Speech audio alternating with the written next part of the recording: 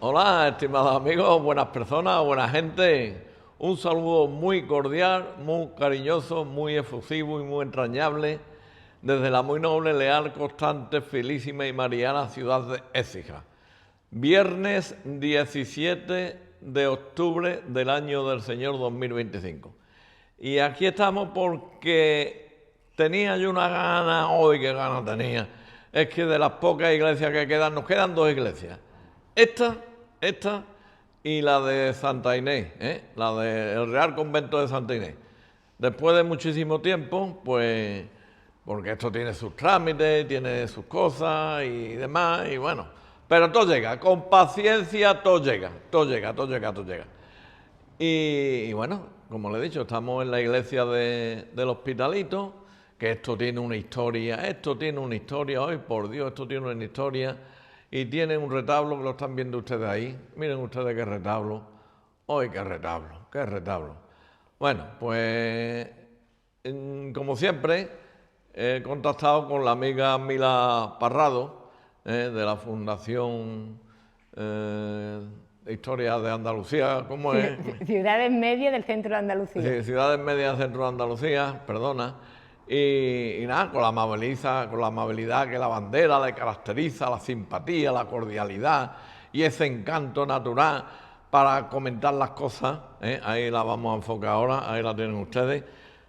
Pues ha buscado un hueco, junto con la colaboración, que hay que agradecerle también a la Fundación Ciudades Medias del Centro de Andalucía, los permisos que siempre nos dan para que los guías que están bajo el paraguas de la misma pues nos acompañen y nos guíen y nos iluminen con ese verbo característico que tienen de las investigaciones que hacen. Buenos días, nos de Dios, señora Mila. Buenos días, Rafael. Ay, qué amable eres, qué simpática eres. Yo lo que dicen por las redes sociales, Bueno, pues primero agradecerte que nos invite a hacer este vídeo, que ha estado muchísimo tiempo detrás, porque entre unos y otros pues el trabajo no hemos podido hacerlo antes, y ya por fin, después de meses y meses, pues hemos buscado un hueco y hemos conseguido hacer este vídeo de este edificio tan interesante para los ecijanos y para los visitantes que vengan aquí a Écija, que es la Iglesia de la Concesión, conocida popularmente como el Hospitalito. Es un edificio muy singular y vamos a empezar a describirlo. Estamos en el interior, vamos a hacer un contexto histórico de cuándo se crea este edificio, después iremos comentando distintos elementos artísticos y finalmente pues saldremos a la calle para comentar la fachada. Muy bien, estamos en una iglesia muy pequeñita que perteneció a un antiguo hospital, el Hospital de la Concepción. Este hospital se fundó en 1591, lo fundó un particular, un señor que se llamaba Juan Fernández Galindo de Rivera. Y fue conocido popularmente este hospital como el Hospital de los Galindos. Fíjate que este hombre quiso hacer una labor caritativa, una gran empresa social para la ciudad, y es que este hombre compró una serie de casas y dejó una renta en una disposición testamentaria de 22.000 reales al año para que se cubrieran los gastos de mantenimiento de este edificio, de los cirujanos y en general de la obra caritativa que había hecho. Además también dejó un dinero de unos 243.000 reales para la creación de esta obra. Él, como digo, inicia esa fundación en 1592, pero realmente se inaugura lo que es el edificio en 1598, como viene en una placa que veremos cuando salgamos a la calle. Pues bien, este edificio, este hospital, tenía unas dependencias más grandes de las que estamos viendo. Lo que estamos viendo es la iglesia en la que se rezaba por estos enfermos que estaban en este hospital, pero era un espacio que ocupaba unas casas aledañas a este edificio, y era un espacio que tenía, fíjate qué curiosidad, pues estancias preparadas para los enfermos en verano y también para el invierno. Era un hospital que atendía a varones y a varones poco pudientes. Y es que la mayoría de los hospitales de aquella época pues eran hospitales asistenciales. Y antes de continuar con el edificio, hacemos un inciso de la historia de los hospitales ayudándonos de un artículo magnífico que escribió Marina Martín Ojeda, que siempre recurrimos a ella tanto para los elementos artísticos como para conocer sobre la historia de la ciudad.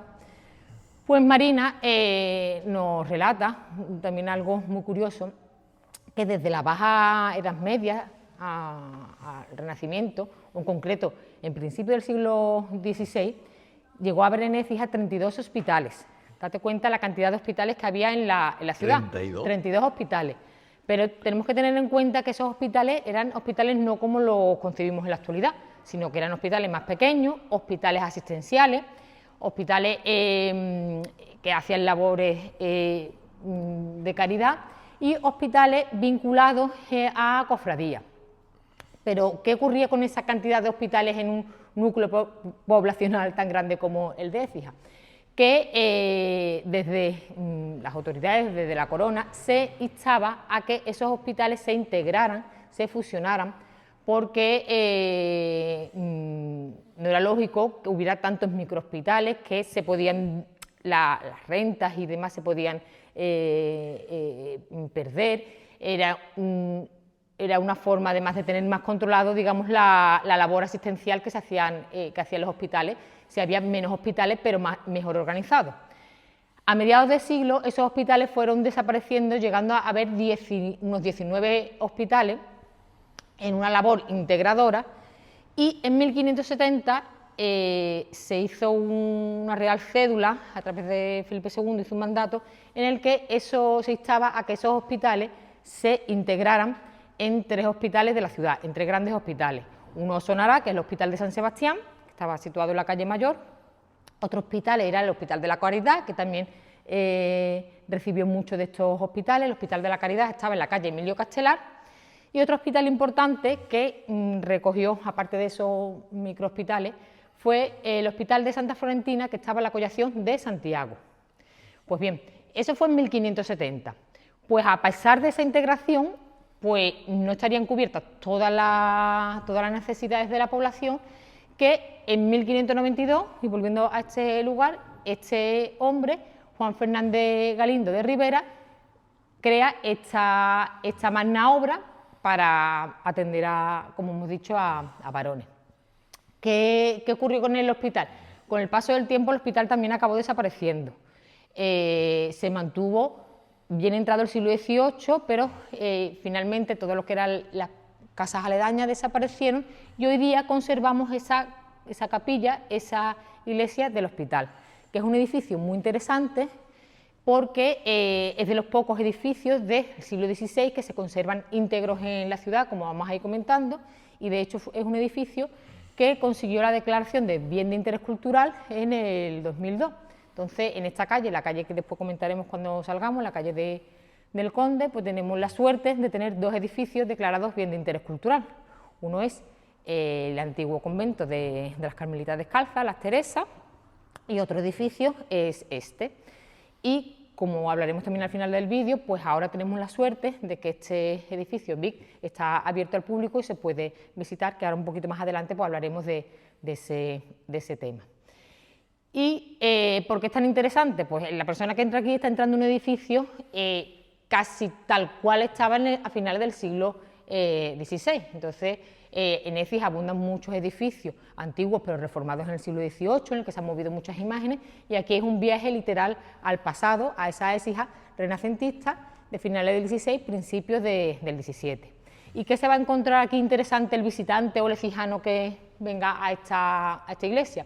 Primero vemos que es una iglesia muy pequeñita, una sola nave, que hace la división al presbiterio a través de este arco toral con un ladrillo almohadillado, muy curioso, un ladrillo o una división muy curiosa, no la encontramos en otros edificios efijanos, que nos recuerda la fábrica y la forma de trabajar del estilo mudéjar. Y si vamos mirando hacia arriba vamos a ver una maravilla que es el artesonado de este templo. Este artesonado es una artesa que ejecutó un ebanista que se llamaba Juan de Mesa y Marco Fernández. Es una maravilla cómo se va combinando los diferentes lazos de madera para hacer esas estrellas, Y en Écija tenemos la suerte de que tenemos varios artesonados de este tipo que muestran la gran importancia del gremio de la carpintería y de la madera en esta ciudad, de tradición mudéjar, que se siguió usando en la etapa renacentista. Y por comparar algunos ejemplos, tenemos este, que fue además un artesonado que sirvió de ejemplo para algunos artistas en Marchena, que copiaron e hicieron esta decoración. Y aquí, muy cerquita de este templo, tenemos otro artesonado espectacular en la iglesia de las Concesionistas Franciscanas, que era el antiguo convento conocido popularmente como Convento de las Marroquíes, o el convento de San Pablo y Santo Domingo. También tenemos una armadura de este tipo que es maravillosa y es mucho más grande. Por comentar algún detalle curioso, si nos acercamos aquí al presbiterio, vamos a ver cómo se cubre también con una armadura octogonal que tiene unas notas de color, tiene en el centro un escudo que es de la familia Galindo, la familia que patrocinó esta obra, y 16 florones policromados que le dan esa nota de color, y precisamente esos elementos fueron ejecutados por un escultor ecijano, Miguel de Vilche, que es un escultor afincado aquí en la ciudad, y que fue el autor de la talla del Cristo de la Exaltación en la Cruz de la Merced, que intervino también haciendo esta obra aquí en esta iglesia. Si nos fijamos ahora en el retablo, que es magnífico, realmente, siguiendo el libro de Écija Artística de Marina Martín Ojeda y Gerardo García León, ahí se cuenta que hay un documento de la ejecución de un retablo que se fecha en 1604, a principios del siglo XVII, que es un retablo que tenía que tener unas características, unas columnas jónicas, tenía que tener una serie de figuras, que es un retablo que además, curiosamente, ese retablo se encarga a Diego de Mendoza, que era un escultor de Osuna, y en ese documento se insta a que la Inmaculada que debe de presidir ese retablo debe ser realizada por Martínez Montañés, algo que finalmente no se hizo, pero ahora vamos a comentar esa Inmaculada porque es magnífica y es una de las joyas de la iglesia. Pero volviendo a ese retablo no es el retablo actual que estamos viendo, porque este retablo es posterior. Este retablo es un retablo que, por la disposición de esas columnas salomónicas tan características del barroco, pues se fecharía en torno a finales del siglo XVII, principio del siglo XVIII. Entonces llegaría con posterioridad aquí a la iglesia. Es un retablo que se cubre con un pan de oro, y si vamos desde arriba hacia abajo, en el ático del retablo, podemos ver una especie de templete que cobija la imagen de Santa Ana, que está flanqueada por las virtudes. Aquí a la izquierda vemos la representación de la fe, y ahí sobre esa gran voluta la representación de la esperanza. Si seguimos hacia abajo en el retablo, en las calles laterales vemos una imagen de San Miguel, al que le falta la espada. Sabemos que San Miguel suele estar siempre representado con la espada, y en la otra calle una imagen de San Cristóbal. Si vamos hacia abajo vemos unas puertas de acceso que darían acceso a lo que es la sacristía del templo, y vemos que todo el retablo está cubierto con elementos marianos, elementos como representaciones de flores, de lirio, querubines, representaciones de las puertas del cielo, representaciones de templos, vinculados con las letanías marianas.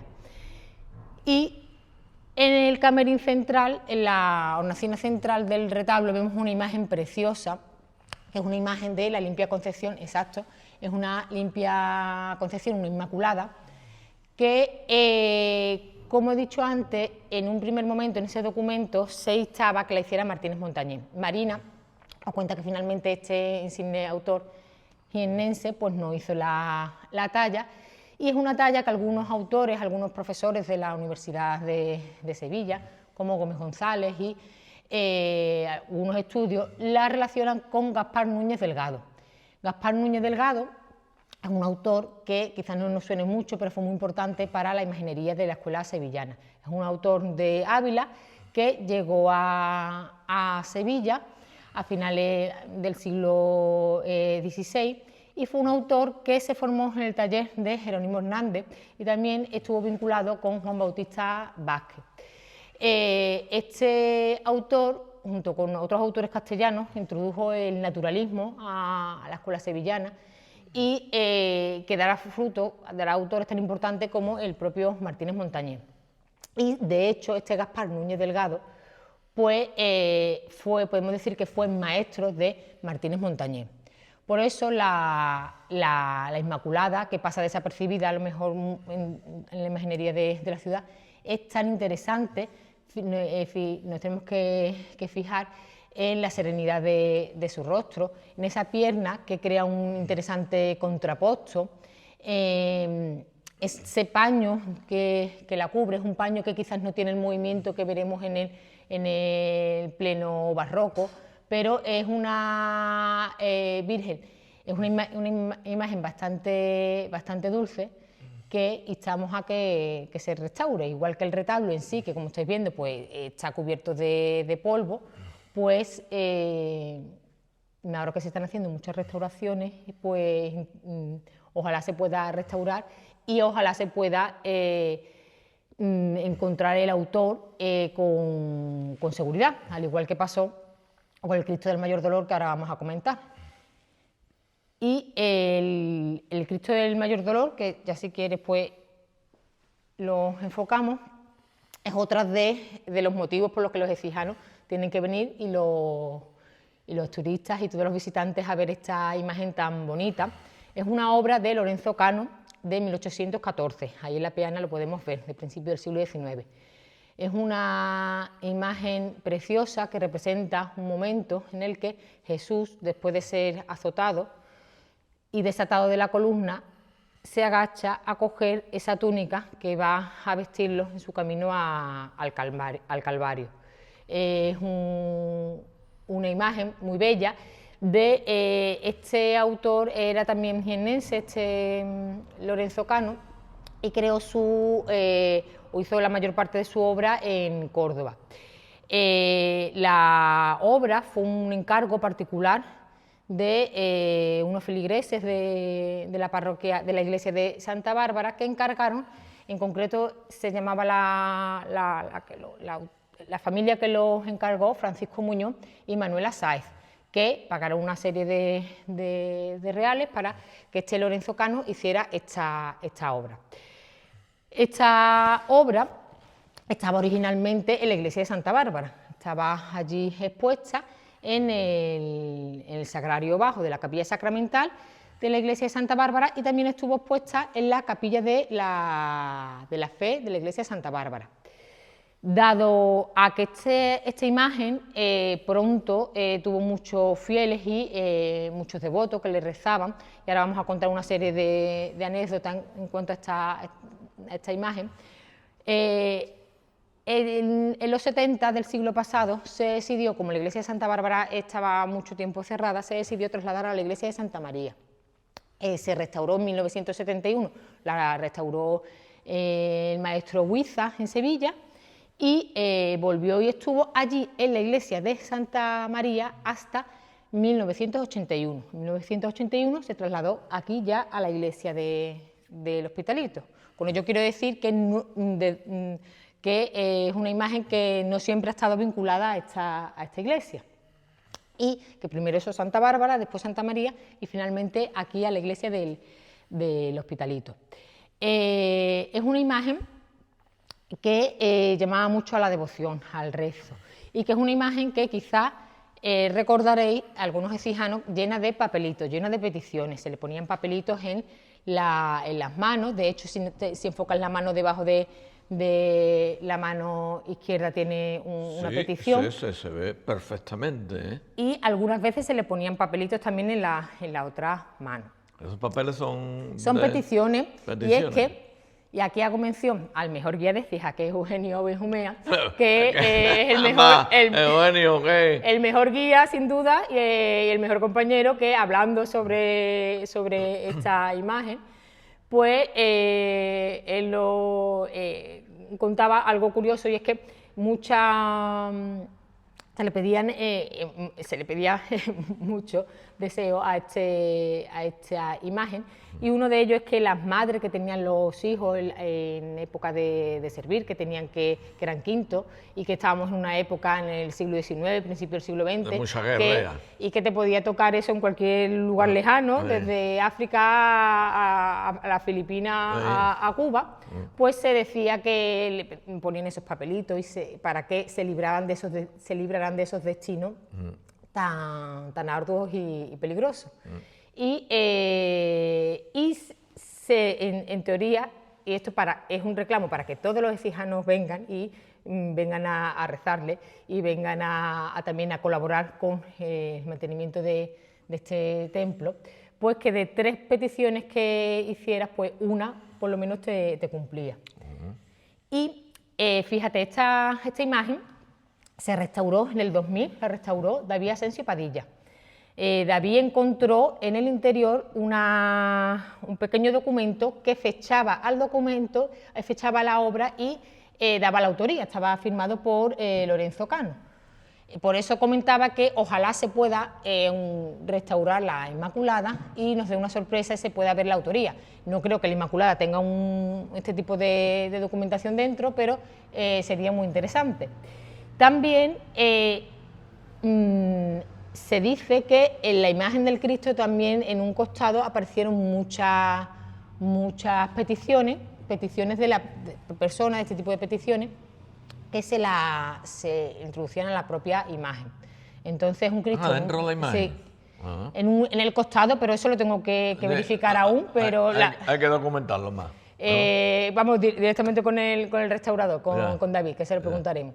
Y es una imagen que también, curiosamente, procesionó en Semana Santa, no con una cofradía ni hermandad, sino con fieles que el Jueves Santo la llevaban en un recorrido cercano a la iglesia de Santa María, y salía el Jueves Santo. Entonces, una imagen bastante interesante, y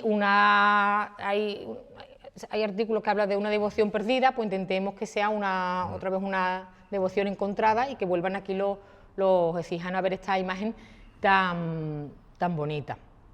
Después de estas explicaciones, seguro. Ojalá. No, yo la cosa que he visto siempre, tanto cuando estaba en Santa María, Mila, y perdona si descansa un poquito, cuando estaba en Santa María, yo vi allí que estaba la capilla sacramental, ¿no? En la capilla sacramental, no, en la bautismal, perdón, en la capilla bautismal, que yo vi allí muchas personas que se acercaban, y también me he percatado que estando aquí, muchas personas ya de cierta edad también vienen a hacer, y yo decía, bueno, y esta devoción a este Cristo, y esta devoción a este Cristo, y esta devoción a este Cristo, y la has dejado cristalino y transparente, vamos, nos ha dado una explicación que... El profesor de la Facultad de Sevilla, González Gómez, hace un artículo magnífico de esta imagen, y nos habla de todo lo que he comentado, y habla eso de la belleza del rostro, del estudio anatómico, que incita al rezo y a la devoción. Y es una imagen que esta iconografía no es muy propia de aquí de Sevilla. Encontramos una imagen también de se llama Nuestro Padre Jesús del Mayor Dolor, pero fue conocido cuando llegó a Santa Bárbara como Jesús Caído, popularmente como Jesús Caído. Exactamente. Y este Jesús Caído, por ejemplo, en Antequera hay una devoción muy grande a un Cristo que tiene la misma iconografía, que representa lo mismo, la caída después de estar desatado buscando la túnica. Y es un momento que, a pesar de que se hizo ya en el siglo XIX, pero lleva mucho al patetismo barroco propio del XVIII. La verdad es que es una obra impresionante. Es impresionante. Bueno, Originalmente, sí. bueno, la documentación del libro de Marina se habla de que tenía potencias y coronas, y aquí está expuesto pues está expuesto sin esas piezas. Es que se le ve incluso ahí la parte, parece que es de la atadura de las manos, ¿verdad? Exacto, Mira, tenía mira, una mira, policromía, ¿no ves? sí. Ujú. Se ve bueno, como eso de las Y, muñecas, sí. Y en y, aquel lado también. y en la espalda tiene una serie de llagas, lo que pasa es que Hombre. no podemos acceder, pero en la espalda tiene también una serie de llagas esta imagen. Ya. Estupendo. Bueno, voy a hacer alusión a un comentario que ha hecho la amiga Mila Parrado, y es de la restauración del retablo y de la Virgen, ¿no? Porque la verdad yo sé que nuestra amiga y gran restauradora y gran persona, excelente, María del Valle Rodríguez Lucena, estuvo hace un año por ahí, la vi yo aquí haciendo una foto, haciendo tal, y le pregunté, digo, bueno, dice, no, sí, esto es que vamos a hacer un estudio y tal, me la ha encargado don Rafael, que desde aquí le mandamos a don Rafael Calderón García, párroco de Santa María, Santa Bárbara, La Merced, San Francisco, Los Descalzos y también del Hospitalito. Oh, ¿cuántas iglesias tiene usted, don Rafael? Alegría. Y para el tema de la subvención. Yo creo que este año han salido ya las subvenciones, creo que han salido, y no sé si está incluida la rehabilitación, restauración de este retablo y de la Virgen.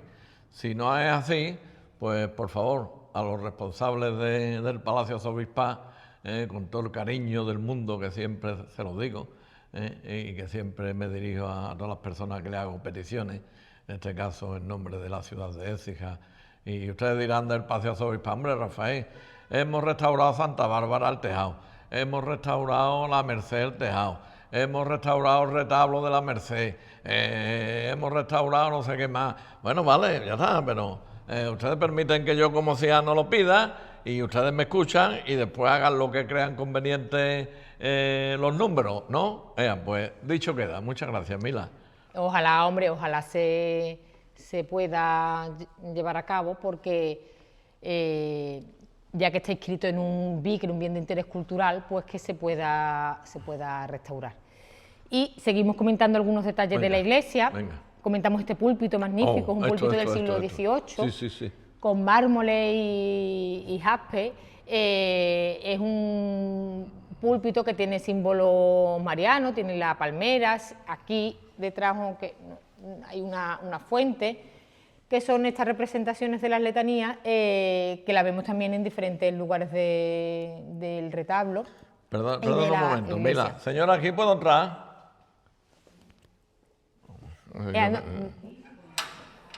Vamos a entrar. Bueno, vamos a... Es que aquí hay un grupo de señoras y de señores que se encargan de tener la iglesia abierta, y desde aquí como cijanos le damos las gracias, le damos las gracias porque ahora vamos a comentar también. Dedican todos los días 3-4 horas, todos los días, a tener la iglesia abierta. Así que muchísimas gracias en mi nombre, y ahora Mila se lo dará también ella. Bueno, sigamos con... Que aquí vemos la representación de esta fuente, y es un púlpito magnífico de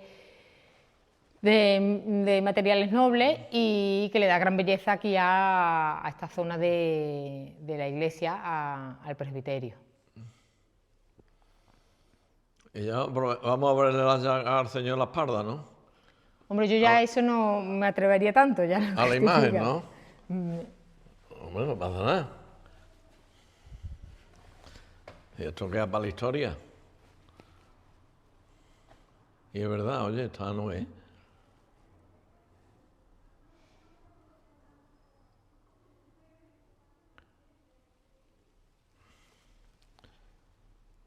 Bueno, sigamos.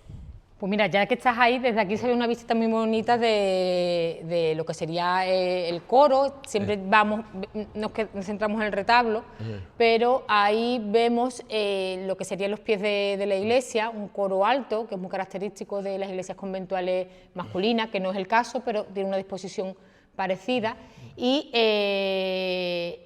tiene elementos que a lo mejor desde aquí con las luces no se aprecian, pero tiene algunos elementos decorados con yesería, sí. Y el cancel en sí también es muy interesante, el cancel de entrada, quizás no de los más vistosos de la verdad para que tú veas lo que yo estoy enfocando, Mila. Más vistosos de... Bueno, ahora estás enfocando un medallón con una representación de la Inmaculada, y es que la iglesia es la iglesia de la Limpia Concepción. Como dato curioso también decir que la iglesia, fundada junto con el hospital, que se inauguró en 1598, es fijaros la vocación de la Concepción, que es una vocación muy de este lugar, al final de la calle La Marquesa, casi en las mismas fechas, se crea el convento de Carmelitas Descalzos con la vocación de la Limpia Concepción, y también sobre esa fecha se crea el convento de las Concepcionistas Franciscanas, que su iglesia era la Santísima Trinidad y la Purísima Concepción. Fíjate, 3 advocaciones concepcionistas en muy pocos metros, y eso da muestra de que lo que ya sabemos todos, de lo concepcionista que era la ciudad, que en 1615 dio el sí al voto. Y fue de las primeras de España, exacto, ¿no? Si no la primera, ¿no? Exacto, fue de las primeras que digamos que se rebeló contra la no celebración de festejo inmaculista, y el 21 de agosto, ¿no? se hizo hace 500 años de eso. Sí, el 21 de agosto de 1615, y que por eso hace unos años pues los 500 años. Se hizo una serie de actos. Y se recibió la indulgencia la ciudad. Pues una Inmaculada que la vemos ahí, la vemos en el retablo, y la veremos cuando salgamos a la calle a ver esa portada tan interesante. Si quieres vamos a ir saliendo, vamos comentando diferentes elementos. ¿No? Elementos. Aquí tenemos una pintura del siglo XVII. No, todo está bien ahí. Una pintura del siglo XVII que representa a la Sagrada Familia con San Joaquín y Santa Ana. Es una pintura realizada por Blas Gutiérrez, que fue un pintor de finales del siglo XVI, vinculado al escultor Miguel Vilche. Le policromaba este Blas Gutiérrez a Miguel las obras, y hace una representación muy interesante de San Joaquín y Santa Ana. Lo que ocurre que, como vemos, pues necesita una restauración. Ya vamos a pedir un poquito más, no solo restaurar... Sí, vamos a pedir. No solo restaurar el retablo, sino restaurar todos los elementos de la iglesia. Lo mismo que ocurrió en los Descalzos, que se empezó con el proyecto de restaurar el órgano, y finalmente se consiguió restaurar todo. Pues ojalá se puede hacer aquí. Por segundo la idea de Mila, además del retablo, toda la iglesia. Las pinturas. Y una imagen de San Pancracio. Si seguimos por aquí, vemos otra... Bueno, esta imagen, como digo, se fecharía en el siglo XVII, en los años 1604, 1605, en los años primero de la creación de este edificio. Esta imagen representa a Cristo, puede ser Cristo Rey, tiene una iconografía un poco difícil de plasmar, y vamos a seguir con esta imagen que sí tiene una iconografía muy clara, que es San Juan Nepomuceno. San Juan Nepomuceno. Esta imagen muy vinculada a los jesuitas, pues lo contamos como curiosidad tanto aquí en Santa María y a veces cuando visitamos también San Juan, porque además el cuadro que tiene, se ven las imágenes más claras que el de San Joaquín y Santa Ana, pues se representa la historia de este santo. San Juan Nepomuceno vivió en el siglo XIV en Bohemia, en lo que sería hoy día la República Checa, y él era el confesor de la reina. En un momento de tensiones políticas allí en aquellos reinos, y el rey, que creo que era Venceslao VI, quería saber los secretos de confesión de la reina, algo que San Juan Nepomuceno pues se negó obviamente, por lo que fue martirizado, se le corta la lengua y se le tira al puente al río Moldava en el puente de Carlos. Esa es la imagen que se ve ahí de dos, exacto, se ve, dos personas. Exacto, tirándolo por el puente, lo que se representa es Praga. Como dato curioso, como hay muchas personas que viajan a Praga, que es una ciudad preciosa, y visitan el puente de Carlos, casi todo el mundo que va allí, pues es el puente por el que se tiró a San Juan Nepomuceno. Tenemos una imagen de San Juan en la iglesia de San Juan, y un retablo de San Juan que cuenta la misma, que se ve incluso San Juan confesando a la reina, y se ve como los funcionarios reales lo tiran por el puente en la iglesia de Santa María. Lo que pasa es que la iglesia de Santa María cobija a un Cristo azotado en la columna. Al entrar en la nave de los evangelios se encuentra allí este retablo que cobijaría una imagen de San Juan. Y es un santo muy vinculado a los jesuitas, y está relacionado con las intrigas, y cómo los jesuitas sabemos que fueron durante una época perseguidos pues, y expulsados de hecho por Carlos III, pues está muy vinculado con... Y de aquí decía también, ¿no? De la plaza de Exacto, Abasto, sí, ¿no? exacto, sí, de toda España. Una imagen de San Cayetano, que es un santo del siglo XV italiano. Si continuamos por aquí vemos un nazareno que imita la estética barroca del siglo XVIII, pues el siglo XVIII, principios del XIX. Se ven mejor aquí que... En el claro se... No, mira, acércate si eres tan amable. Se ve con más luz, ¿verdad? Exacto. Sí, porque en vivo se ve muy oscuro. Sí. Bueno, sigamos. Pues por aquí vemos una imagen de San Antonio, que también es de los primeros años de la fundación del templo, que como veis es una visión de San Antonio con el niño que necesita una restauración. Y delante una imagen de Santa Gema. Santa Gema es una santa italiana que murió muy joven. Era una santa que se le representaban los estigmas, y vivió en un principio en el seno de una familia poco acomodada, que se quedó, digamos, huérfana pronto con muchos hermanos, y es una santa, que es otro motivo por el que vengan aquí los efijanos, que se vincula con los estudiantes, se vincula con las personas que estudian las oposiciones, por su perseverancia, por su rectitud y por su inteligencia. Entonces, a todos los que quieran aprobar unas oposiciones que vengan y que le recen. Pues, que yo conozco el caso cercano de una sobrina que le va a ayudar. A mi sobrina le ayudó, y es funcionaria hoy día. Pero hay que decirle que tienen que estudiar. Claro, tienen que estudiar, antes de rezarle a Santa Gema. Que no estudio, voy... No, hay que estudiar. Y si seguimos por aquí, otro lienzo también, que seguramente ahí en la pantalla estará saliendo mejor, con más luz, que creemos que representa a Santa Teresita, que la tenemos aquí también en una... Es dominica, ¿no? ¿O no? Carmelita con el... No, descalzo, tiene ahí el símbolo de los calzados.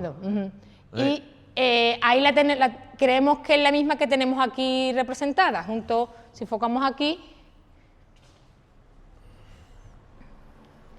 una santa francesa que está delante de una imagen de la Soledad, de nuestra Soledad tan querida y venerada, que está representada con la ráfaga de Damián de Castro, y que también pues necesita una restauración, una intervención, porque fijaros cómo está perdiendo pintura. En la peana de los Ángeles pues está perdiendo la pintura. Y Mila, te pongo en un dilema así. ¿Estos cuadros serán originales de hace 600 años? No se sabe.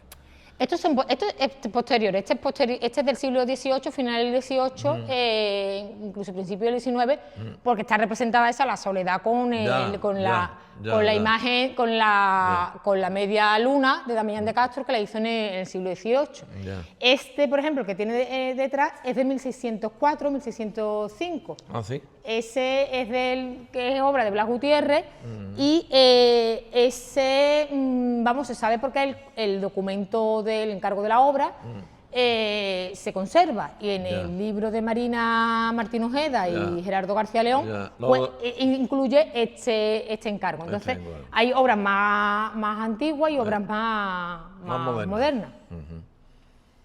Estupendo. ¿Yo algo más que decir de la iglesia? Pues vamos a salir fuera y, bueno, antes de salir, comentar lo que has dicho del grupo de voluntariado, que es muy importante, que insistimos en los donativos, en ayudar, pero es una iglesia que ha estado mucho tiempo cerrada y que ahora, gracias a una manera, de forma altruista por estas mujeres, pues tenemos la suerte de que está abierta. Cuando se entraba aquí al principio, era una iglesia que estaba más oscura, es una iglesia que no estaba bien mantenida, es una iglesia que olía a humedad, y estas mujeres no solamente abren la iglesia, sino que la abren, la limpian, la mantienen. Entonces es una labor muy importante y de forma totalmente altruista. Y es un edificio que, fíjate, está situado en la calle del Conde, que es una de las calles principales de la ciudad. Es una calle en la que pasamos con muchos grupos turísticos. Ella siempre tiene la amabilidad de dejarnos pasar y ver el templo, y es una calle que, fijaros que en escasos 100 metros, pues desde aquí vamos al Palacio de Justicia, vamos a la Iglesia de los Descalzos. Entonces pues supone una gran ayuda para los guías y para los grupos turísticos tener este espacio abierto. Entonces todo se lo debemos a estas mujeres que abren. Y decir que esta calle, cuando Juan Fernández Galindo de Rivera crea aquí este lugar, la calle del Conde pues fue una de las calles más importantes de la ciudad. Ya desde época romana se cree que era el decumano de la ciudad. Era una calle que finaliza en una muralla, en una puerta de la ciudad, en la puerta que se conoce popularmente como la Puerta Cerrada. Antonio Siria González dice que fue la puerta que estuvo más tiempo cerrada a los enemigos, y es una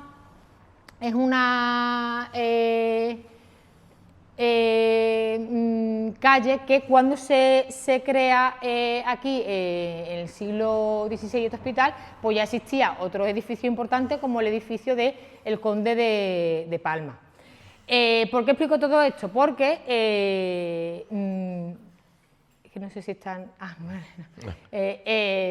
¿Por qué explico todo esto? Porque insto como hemos dicho antes, tanto a los turistas, a los exijanos que vengan aquí, que la calle del Conde era una calle muy comercial, una calle con muchas tiendas. Lamentablemente, si compramos siempre fuera, si abusamos del chain o abusamos de comercios exteriores, nuestras ciudades y nuestras calles se quedan vacías. Entonces, cuando tú haces los vídeos del turismo, que tenemos que fomentar el turismo es una responsabilidad de todos, y es que todos tenemos que poner nuestro granito de arena, desde las autoridades políticas, los guías, la iglesia y los propios exijanos, si queremos una ciudad con turistas, porque de que sea una ciudad viva, abierta, y que esta calle, con eso cierro esta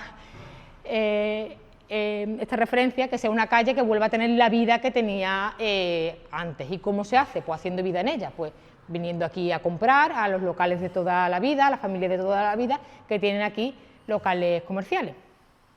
Estupendo. Y ayudando a este voluntariado también. Y vamos a salir fuera y explicamos la fachada. Sí. Venga, pues espérate, voy a...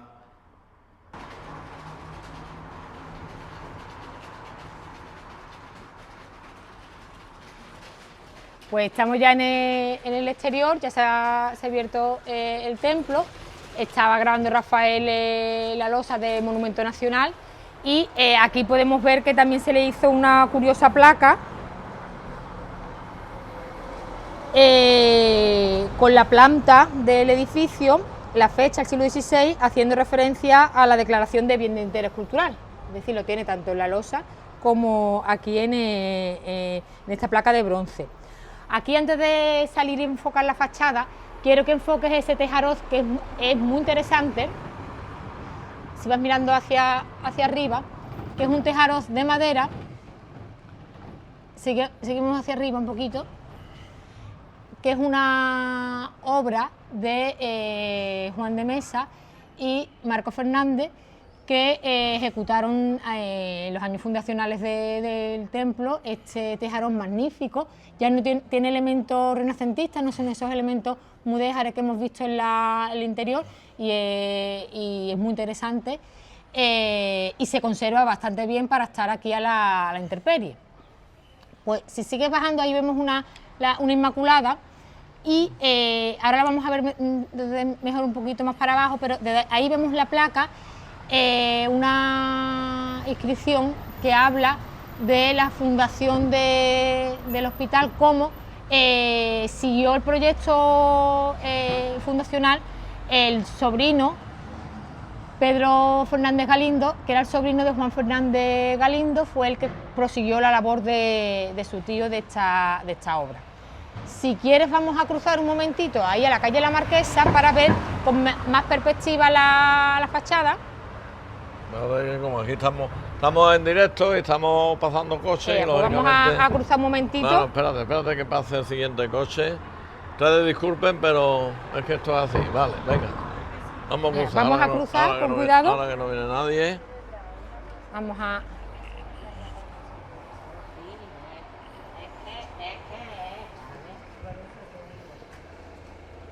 Ya. Aquí se ve una vista muy interesante de esta fachada renacentista. La fachada la hizo Diego Fernández Medellín y es una fachada de las que hay pocas en Écija, una fachada de ladrillo.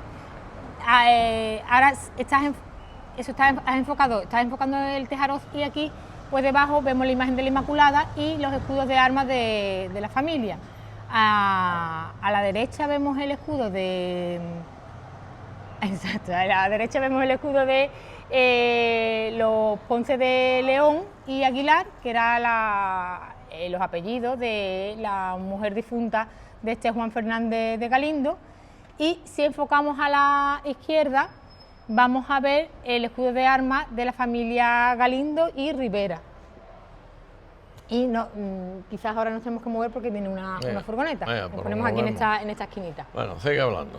En el centro, una Inmaculada Concepción, una hornacina muy clásica que se flanquea con unas pilastras dóricas, y vemos la belleza de esta imagen pequeñita que preside la fachada. Si vamos bajando un poquito, vemos la inscripción de Nuestra Señora de la Concepción y la inscripción en piedra. Si bajamos un poco, en la que se habla de eso, de la fundación todo eso está en latín, ¿no? y demás. Y los cables, bueno. Y si ya haces un plano un poquito más abierto, pues vemos esa portada con ese arco de medio punto tan magnífico que da acceso al interior. Algo que se le añadió a la portada fue una espadaña que se le añadió en el siglo XVIII, una espadaña artística. Ahora vamos a subir y la observamos, una espadaña que le introdujo un lenguaje más movido. En esta fachada renacentista tiene una especie de pilastras ondulantes y que le dan verticalidad también a la fachada.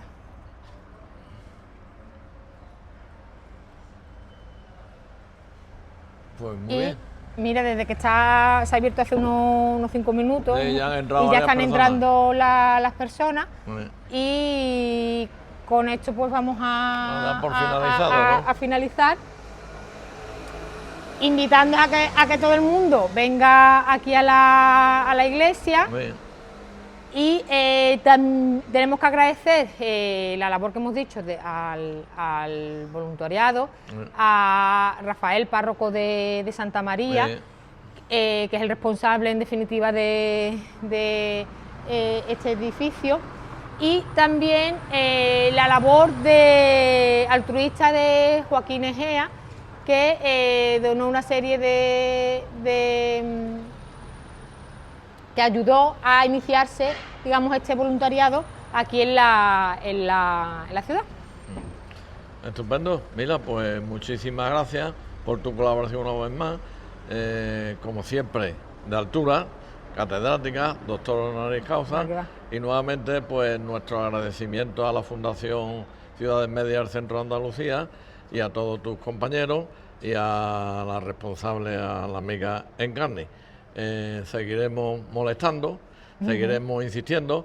La última vez ahora ha pasado ya un año y pico, a ver si ahora ya no pasamos tanto, ¿vale? Pues ya si quiere decir algo para invitar al personal. Que muchas gracias y que vengan, que es un lugar magnífico de la ciudad, como he comentado, muy cerca del Palacio de Justicia, muy cerca de la Iglesia de los Descalzos, muy cerca de la Plaza de España, que ojalá, y vamos a hacer otra petición más, ya que hemos pedido por la restauración de este templo, que se pueda abrir las Teresas, que es algo muy demandado por los efijanos, otro bien de interés cultural que debería estar abierto al menos unas horas a la semana o al mes, y ya sabemos que lleva varios años cerrado, y está aquí a esos escasos metros y debería de poder abrirse. Estupendo, pues muchísimas gracias, y a todos ustedes gracias por seguirnos. Un abrazo, viva Ecija, viva Andalucía, viva España.